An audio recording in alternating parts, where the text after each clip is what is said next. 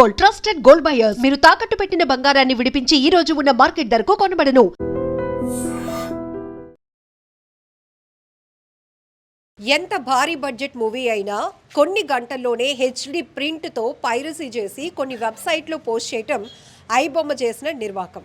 ఇప్పటికే హైదరాబాద్ పోలీసులు ఐబొమ్మపై పూర్తి స్థాయిలో ఫోకస్ పెట్టారు. అనేక మంది నిర్మాతలు కూడా ఇచ్చినటువంటి కంప్లైంట్ ఆధారం చేసుకుని గత 6 నెలలుగా సెర్చ్ చేసినటువంటి పోలీసులకు ఎట్టకేలకు విదేశాల నుంచి వచ్చినటువంటి ఇమంది రవి ఐబొమ్మ నిర్వాహకుడిని అదుపులోనికి తీసుకోవడం జరిగింది. ఆ తర్వాత అతన్ని అదుపులోనికి తీసుకున్న తర్వాత విచారణలో ఆయన వెనకాతలో ఉన్నటువంటి ఇంకా ఎంతమంది గ్యాంగ్ దీనికోసం పనిచేస్తున్నారు ఇవన్నీ కూడా విచారణలో కొనసాగుతున్నాయి. అయితే ఈ ఐబొమ్మ నిర్వాహకుడైనటువంటి ఇమ్మంది రవి విశాఖపట్నానికి చెందినటువంటి వ్యక్తి.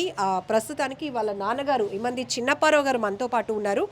ఆయన తన కొడుకు గురించి ఏం చెప్తారు, అసలు అతని ఎడ్యుకేషన్ బ్యాక్గ్రౌండ్ ఏంటి, తను ఎందుకు ఈ టెక్నికల్గా రావడం జరిగింది, ఎక్కడి నుంచి ఇప్పటికే తన్ని ఇన్వెస్టిగేషన్ చేసినటువంటి పోలీసులకు కరేబియన్ దీవుల నుంచి తను ఐబొమ్మని మొత్తం నిర్వహణ కొనసాగిస్తున్నట్టు పెద్ద టీమే ఉన్నట్టు పోలీసులు అయితే గుర్తించారు. బట్ ప్రజెంట్ రవి వాళ్ళ నాన్నగారు మనతో పాటు ఉన్నారు. ఆయనతో ఒకసారి మాట్లాడదాం. నమస్తే సార్. సార్ మీరేం చేస్తూ ఉంటారు? నేను రిటైర్ అయిపోయానమ్మా. ఓకే, ఎక్కడండి ఎంప్లాయ్? బిఎస్ఎన్ఎల్. ఓకే, సో ఎంతమంది పిల్లలు మీకు? ఇద్దరమ్మా, ఓ బాబు పాప. ఇప్పుడు బాబు ఏం చదివాడు? డిగ్రీ వరకు చదివించానండి. పిల్లలిద్దరిని డిగ్రీ వరకు చదివించాను. ఓకే, ఇప్పుడు జాబ్ కోసమని ఎక్కడికైనా వెళ్ళాడా, లేకపోతే ఏంటి ఈ ఐ బొమ్మ అనేది మీకు తెలుసా? మీ బాబు గురించి ఇంత పెద్ద చర్చలు అవన్నీ తెలియదండి.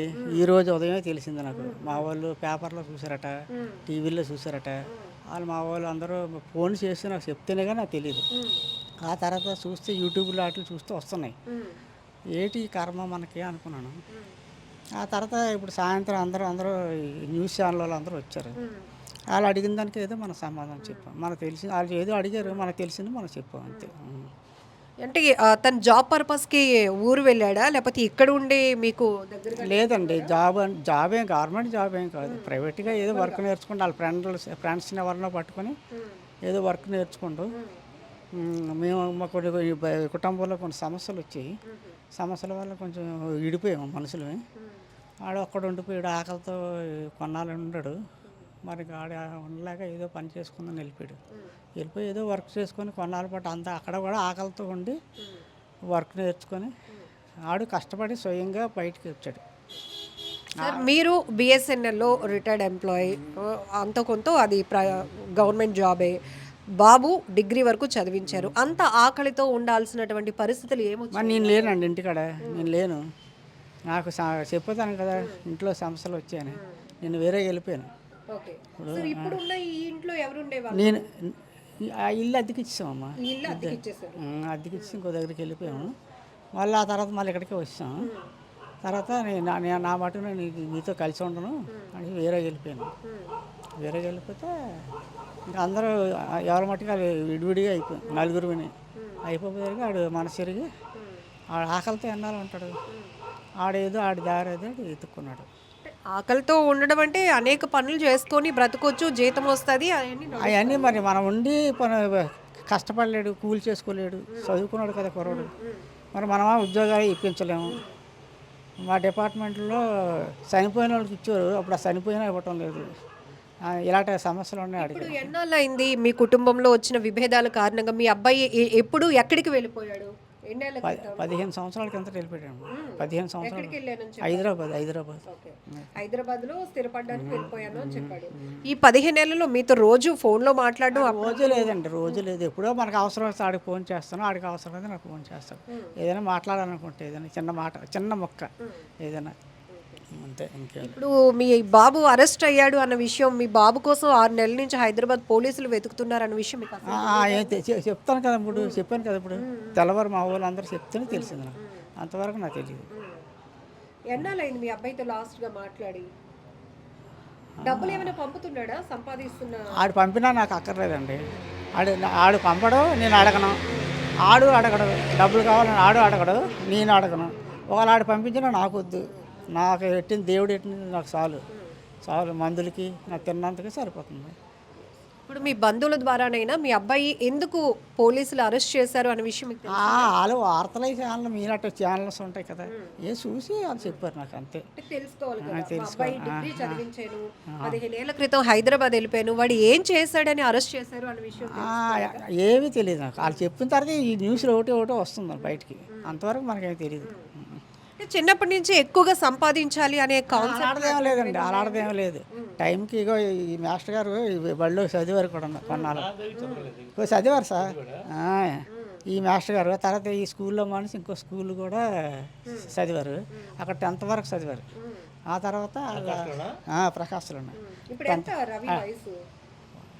85లో పుట్టాడమ్మా. మరి ఇప్పుడు ఎన్నానే అయిందో చూడండి, 85లో పుట్టాడు. 37 ఉంటాయి. 37 దాటే ఉంటాయి. పెళ్ళి అయితే అమ్మాయి నేను చూసిన పిల్లకి పెళ్ళికి ఆడికి నచ్చలేదు, ఆడు పిల్లని చూసుకున్నాడు. సరే అయితే నువ్వు నచ్చిన పిల్లని నువ్వు చేస్తాను అనేసి మా పెద్దలు, మా మామయ్యలు, మేనత్తలు, మా అన్నయ్య, మా వదినలు వీళ్ళందరం తీసుకుని వెళ్ళాము. నిశ్చితార్థం చేసాము, మళ్ళీ వచ్చేసాము. మళ్ళీ పెళ్ళికి ముహూర్తాలు వాళ్ళే పెట్టేశారు. పెట్టిస్తే వెళ్ళాము. ఆ పెళ్ళి అయిపోయిన తర్వాత నాకు తెలిసిన వాళ్ళు, నాకు కావాల్సిన వాళ్ళు తీసుకెళ్ళాము. పెళ్ళి అయిపోయిన తర్వాత వచ్చేసాం. అంతవరకే మనకి. మీరు చూసిన అమ్మాయి నచ్చలేదు అని ఈ కోపం కూడా మీ మీద ఉందా? కోపమే లేదు, కోపాలు ఏమీ లేవమ్మా, కోపమే లేదు. చేయవలసిన పనులే చేసాం అంతే. ఆడికి పెళ్లి చేయాలి, మన ధర్మం చేసాం. ఆడికి చూసుకుంటూ ఆడికి నచ్చింది, అది మనకి ఇంకా సింపులే కదా చెప్పాలంటే. పోనీ ఇష్టపడిన పిల్లతో కలిసి ఉండాలి కదా. మరి వాళ్ళిద్దరికి ఏమొచ్చిందో విడిపోయారు. సో ఇప్పుడు ఇష్టపడిన అమ్మాయితో కూడా లేడు లేడు. పాప చల్ల చుక్కలా ఉంటుందండి పాప. పాప చాలా బాగుంటుంది, అంత అందంగా ఉంటుంది ఆ పాప. చిన్నప్పుడే అంత అందంగా ఉండేది. మరి ఇప్పుడు 7వ సంవత్సరం 8వ సంవత్సరం దానికి. పెద్దయినా మీరు చెప్పండి, ఒక గౌరవమైన వృత్తి మీరు చేస్తున్నారు, రిటైర్ అయ్యారు, నా కొడుకు కూడా అలాగే సెటిల్ అవ్వాలి, మంచి మార్గంలో ఉండాలని అందరూ నేను గవర్నమెంట్ ఉద్యోగం అమ్మా, నాకు బతికినన్నాళ్ళు పెన్షన్ ఇస్తుంది. దానికి అలా కాదు కదా, ప్రైవేట్ పనులే ఎన్నాళ్ళు చేసినా ప్రైవేటే కదా. అలా అని అడ్డగోలుగా వెళ్ళి ఎక్కువగా సంపాదించాలి అలాగా అలా ఆ ఆలోచనే తప్పు. ఇప్పుడు మీ అబ్బాయి ఒక రకంగా ఒక సిస్టమ్ ని బ్రేక్ చేశాడు. మీరు ఎన్నాళ్ళు సినిమా చూసేవారు కదా, ఎక్కడికి వెళ్ళి చూసేవారు? టౌనేనమ్మా, థియేటర్కి వెళ్ళేవారు. థియేటర్కి వెళ్ళేవారు, చూసారు. అది నచ్చితేనే. ఓల్డ్ ఎన్టీఆర్ రామారావు అంటే నాకు ఇష్టం. ఆ ఓల్డ్ సినిమాలు వచ్చినా వెళ్తాను, కొత్త సినిమాలకి వెళ్ళను. ఎన్టీ రామారావు సినిమాలకి వెళ్తాను, ఇంకో సినిమాకి వెళ్ళను. ఇప్పుడు ఒక సినిమా హీరోలతో కానీ, సినిమా డైరెక్టర్లతో కానీ, సినిమా థియేటర్లతో కానీ మనకంటూ ప్రేక్షకులుగా ఒక బాండింగ్ ఉంటుంది. పలానా జగదాంబ థియేటర్లో ఈ సినిమా ఇన్ని సంవత్సరాలు ఆడింది, నేను ఇన్నిసార్లు చూసాను ఇట్లా. బట్ అలాంటి కనెక్టింగ్ అనేది లేకుండా సినిమా ఏదైతే భారీ బడ్జెట్లతో నిర్మాతలు తీసిన సినిమాల్ని కాపీ చేసి వాళ్ళు చాలా కష్టపడి తీస్తారు, డబ్బులు ఖర్చు పెడతారు, తీస్తారు. దాన్ని కాపీ కొట్టి అది అన్యాయం కదా, అది అన్యాయం అమ్మా. అది ఎవరు చేసిన తప్పే కదా, అది అన్యాయం. అలాంటి పనులే రాంగ్ స్టెప్ అది. ఆ పనులే మంచివి కావు. అలాంటి పనులు ఎవరు చేసిన తప్పే. మన చట్టానికి మనం తల ఒగ్గాలి కానీ చట్టం కాడ ఇలాగ ఎదురుగా ఉండకూడదు. చట్టం అంత కళ్ళు మూసుకొని ఉండదు కదా. మనం ఏం పని చేసినా చట్టానికి అనుకుగా ఉండాలి. అబ్బాయి రవి సమర్థించుకునే మాటల్లో పేదవాళ్ళు థియేటర్ వరకు వెళ్ళలేకపోతున్నారు, అంతమంది వెళ్ళినా కూడా టికెట్లు కొని పెట్టుకోలేకపోతున్నారు, కాబట్టి నేను ఇలా కాపీలు చేసి పైరసీలతో. పేదవాళ్ళు ఎవరు లేరమ్మా ఈ రోజు. కూలికి వెళ్ళా మగవాళ్ళకి ఆడవాళ్ళకి డబ్బులు ఇస్తున్నాయి. పేదవాళ్ళు అయితే మానేస్తారు సినిమా చూడటం. మా చిన్నప్పుడు సినిమాకి వెళ్ళేవారు అంటే మాకు అక్కడ 10 పైసలు ఉంటే కావు. సినిమాకి వెళ్ళేవారు అంటే నోరు పూసుకొని ఇంట్లోనే ఉండేవారు. వ్యవసాయం చేసుకుని వ్యవసాయం పనిలోకి పిలిస్తే వ్యవసాయంలోకి వెళ్ళి పనులు చేసేవారు. మాకు సినిమాలో వెళ్ళేవారు అంటే మనకు జరగనప్పుడు నోరు మూసి ఊరుకోలేమే. మనకు అది కావాలి, ఏమైనా కావాలంటే వస్తుంది రాదు కదా. మనకు ఉన్న దాంట్లోనే మనం చేసుకోవాలి. మన తలకు తగ్గ టోపీయే వేసుకోవాలి. మన చిన్న తలకాయ ఇంత తలపు వేసుకుంటే ఉండదు కదా. ఆ ఆశ కూడా అది మంచిది కాదు, ఆ ఆశే మంచిది కాదు. ఆశనే మొదట్లోనే కత్తిరించేయాలి. అది తప్పు నాకు. ఇప్పటికీ కూడా చిన్నప్పుడు సినిమాకి రూపాయి ఉంటే చాలు, నాకు సినిమాకి వెళ్ళి వచ్చేయచ్చు. ఆ రూపాయి ఎలా వస్తుంది? ఆ రూపాయి లేదు అంతే. మా ఊరు మొన్నటి వరకు బాగా పల్లెటూరులా ఉండేది, ఇప్పుడు పట్టణం అయిపోయింది. ఇదంతా మా వ్యవసాయాలు భూములను ఇప్పుడు భూముల్లో ఉన్నట్టు అన్ని హాస్పిటల్స్ వస్తాయి. ఇప్పుడు మీ అబ్బాయి తను చేసిన పనిని సమర్థించుకోవడానికి చెప్తున్న మాటను మీరు ఖండిస్తున్నారా? తండ్రి అది ఏం చెప్పడో నాకు తెలియదు. ఇప్పుడు నేను మీకు చెప్పాను కదా, పేదవాళ్ళు సినిమా చూడలేకపోతున్నారు, అందుకే నేను వెబ్సైట్లో అది నేను వినలేదు. కానీ ఆ మాటే తప్పు. నిన్ను పొడి చేస్తాను చంపేస్తాను అది న్యాయం, నువ్వు తిన్నందుకే నీకు అన్నం లేదు కాబట్టి పొడి చేశానంటే అది ఎలా ఉంటుంది? చచ్చిపోతే అన్నం తినక్కర్లేదు కదా, నేను చంపేస్తానంటే ఎలా ఉంటుంది? తప్పు అలా తప్పు. మీరు అన్నారు ఒక మాట, తండ్రిగా మీ బాధ మాకు అర్థమవుతోంది. అంటే అతను డిగ్రీ చదివాడు, నేను జాబ్ చేస్తున్నాను, అయినా కూడా చిన్న విభేదాల వల్ల దూరం అయిపోయాడు, ఎన్నాళ్ళు ఆకలితో ఉంటాడు, నాకంటూ ఒక ఎంప్లాయీని కాబట్టి నేను బతుకుతున్నాను, నా కొడుకు అవకాశం లేదని. బట్ మీ కొడుకు అకౌంట్లో 3 కోట్ల రూపాయలు ఫ్రీజ్ చేశారు పోలీసులు. ఇది నమ్మసఖ్యంగా మీరు చెప్తేనే నాకు మైండ్ బ్లాంక్ అయిపోతుంది. రూపాయలు మరి అదే ఊహకి అందలేని మాట నాకు. మరి మీరే కాదు, మీకంటే 3 మంది ముందు వచ్చారు విలేకరులు, వాళ్ళందరికీ అది చెప్పారు. నాకు ఊహ అందని మాట అది. మరి మన తాతలే మహారాజులు కారు, మన రాజులు కారు, ప్యాలెస్లు లేవు, కోట్లాది వందలాది ఎకరాల భూములు లేవు. మరి అలాగని తిన్నందుకు ఇబ్బంది లేదు, గంటన్నం సూడాంబులు అన్నీ తాగి ఆకలితో అప్పుడు లేవు. కాబట్టి ఇలా జలసాగా లేదు, డబ్బులు ఉండే కావు అప్పుడులోను. ఏదో ఏం అలవాట్లేదు, నాకు అలవాట్లేదు. చిన్న సిగరెట్ కూడా నాకు లేదు అలవాటు. అందరు సిగరెట్లు మందులు అవి తాగుతారు, అలాంటి అలవాటే లేదు నాకు. అలాగే 6 నెలలు హైదరాబాద్ పోలీసులు కూడా తిప్పలు పెట్టాడు మీ అబ్బాయి.